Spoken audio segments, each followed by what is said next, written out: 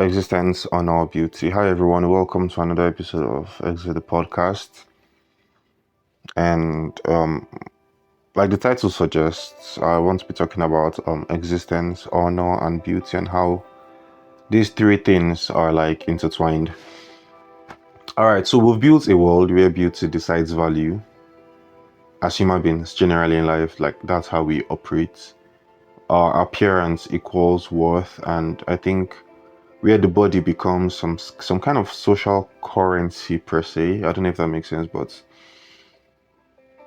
we've made what we see the yardstick for determining value at face value rather, yes. But our existence, the fact that we are here, the fact that we're breathing, the fact that we're living, we're evolving should already be enough to confer honor upon us. So the honor you deserve as a human being is not in your beauty, it's in your existence, and that's enough. Actually, I've been wanting to talk about insecurities for a long time, and what finally pushed me was something I saw on social media. One of those interactions that makes you realize how unserious we are about the things that actually matter in life. There was a lady who posted her picture, and there were people in the comment section saying mean, rude, and hurtful things because they didn't find her beautiful. Now, there are two types of people I genuinely find silly. I was talking to my friend the other day and I mentioned this. The first set are those who romanticize insecurities, and the second sets are those who demonize them. Now, the latter annoys me more than the former, but both are very annoying to me, and that's because they all miss the point. They don't get the main important thing when dealing with things like this. They miss the point, and that's because insecurities are just human. They're not deep, they're not a moral issue, they're not a personality trait. It's part of being alive. It's simple. You have a part of your body or something about you don't like. That's just it. And I've seen poems, I've read pieces, I've seen movies that like try to paint flaws as the most beautiful thing to ever exist. It's sweet, but I still think it's kind of like an unnecessary performance. We don't handle conversations about insecurity well at all on both sides of the spectrum, especially the visible ones, the ones people notice before we even speak. We minimize people's feelings or we turn it into a motivational speech, or we try to brand the insecurity as cute, and eventually none of that is healthy. None of that is healthy, and I think all this boils down to our obsession with social beauty. Now, let me explain what I mean by people who romanticize insecurities. Let's say someone has an extraordinarily large nose, and then you have friends, or you have partners, or you have family members who tell you how beautiful the nose is, how it makes you look like a goddess, how. And honestly, it's not a bad thing. I mean, it's good to make people feel good about themselves. It's good to see the beauty in what the entire world might tag as ugliness. But what you're doing is you're letting the person know that you love that thing. That's just it. That's where the power of whatever it is we do when we romanticize insecurity stops. I have a girlfriend. If I have a girlfriend who's probably insecure about something and I tell her how much I love it, that's just it. I love it. It doesn't mean the person outside is going to love it. It doesn't mean it's going to stop being there. It doesn't mean the body is going to change overnight and we become what we envision as perfection.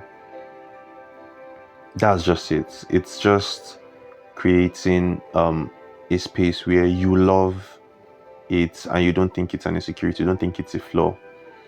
But that's just it. We should not be working towards loving insecurities. We should be working towards accepting insecurities.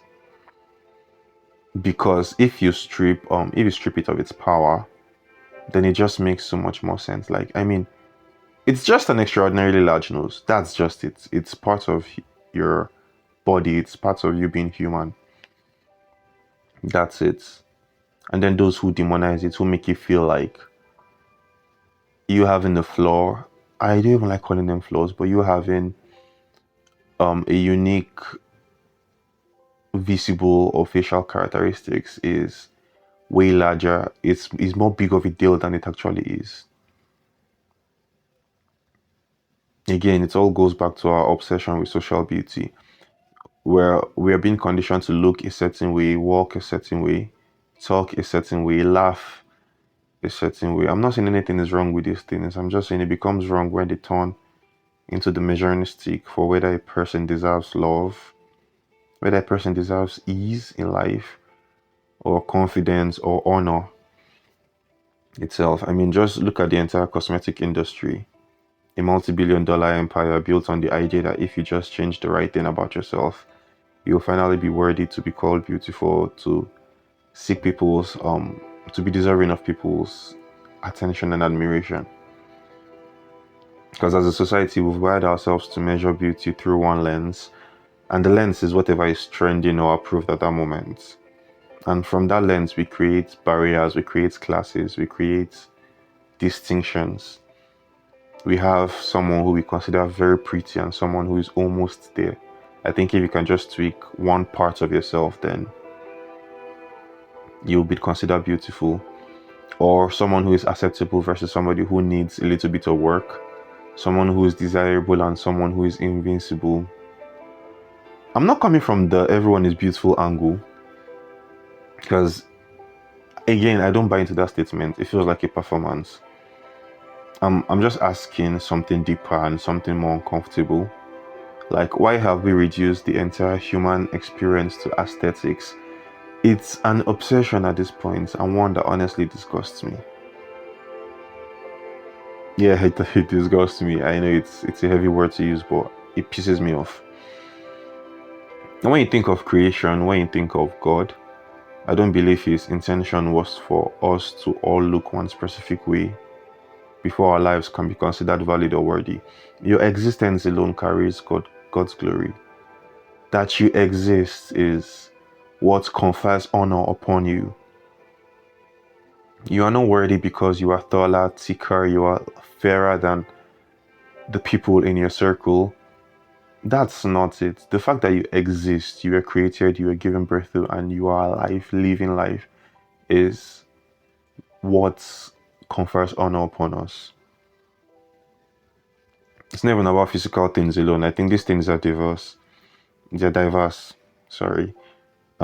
Maybe we have a lady with a very deep masculine voice, or a man with a light, high-pitched voice. Maybe your laughter is not so graceful. Maybe it sounds really funny when people listen to you laugh, or you think it's not elegant enough.